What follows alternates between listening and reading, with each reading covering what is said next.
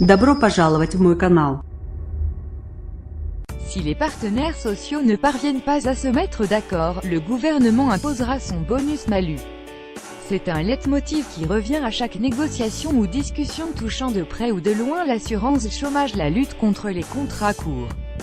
Le gouvernement actuel qui, comme les socialistes au pouvoir avant lui, souhaite réduire la précarité découlant de l'alarmante multiplication des contrats de moins d'un mois, l'a mise au menu des discussions entre les partenaires sociaux pour la réforme de l'assurance chômage voulue par Emmanuel Macron. Charge donc au patronat et aux syndicats de trouver une solution pour mettre fin au phénomène ou du moins de le réduire autant que faire se peut. Car, à regarder les chiffres compilés par l'UNEDIC, il y a urgence. Ces 20 dernières années, le nombre d'embauches en CDD d'un mois au moins a triplé, et écrit l'organisme gestionnaire de l'assurance chômage.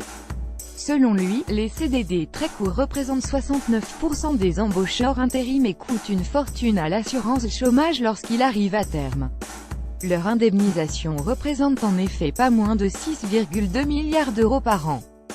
Si tous les partenaires sociaux sont d'accord sur la nécessité d'arranger la situation, ils ne le sont pas forcément sur les moyens d'y parvenir. En mars 2017, lors de la signature de la dernière convention d'assurance chômage, ils ont trouvé un compromis que beaucoup jugent aujourd'hui inefficace. Ils avaient décidé de laisser aux branches l'opportunité de négocier chacune, en fonction de ses besoins, un système de bonus-malus sur les cotisations patronales. Un dispositif non contraignant, qui laisse la décision finale aux différents secteurs d'activité. C'est une usine à gaz. Le principal obstacle à la signature d'un accord plus conclusif était à l'époque, et demeure aujourd'hui, l'opposition du patronat à l'esprit même de la mesure. Hostile à une hausse potentielle des cotisations, le MEDEF a moult fois indiqué qu'il ne souhaite pas d'un dispositif qui renchérisse le coût du travail.